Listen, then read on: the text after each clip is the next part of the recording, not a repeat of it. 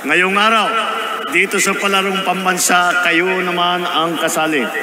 Sa susunod, kayo na ang kinatawan ng Pilipinas sa Asian Games at saka sa Olympics. Kaya paghusayan ninyo.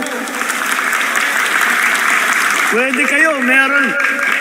Malay natin, dito sa mga kasama natin na ito, meron dyan na lilitaw na Manny Pacquiao, na Heidelin Diaz, na Carlos Yulo, na Ira Villegas, na Nesty Petesio, na EJ Obiena o Alex Ayala.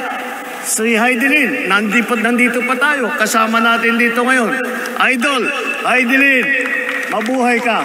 Malaking ang dangal na dinala mo sa ating minamahal ng bansa. Tulad nila, ipagpatuloy lang ninyo ang inyong pangarap. Mag-training araw-araw, mag-aral ng mabuti, sumunod kayo sa inyong mga magulang at alagaan ninyo ang inyong kalusugan. Ang gobyerno ay laging nasa likod ninyo. Tutulungan namin kayong maabot ang inyong mga pangarap. Dahil ang panalo ninyo, panalo na rin namin. Pero higit sa pagkapanalo, mas mahalagang matutunan ninyo ang disiplina, ang halaga ng pagkikipagkaibigan at ang mag-enjoy naman sa inyong favorite sport, manalo man o matalo.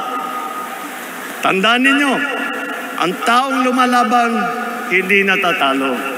Losers are those who fail to try. Winners are those who try. And maybe they fail, but then they try again and do not stop trying until they win and succeed.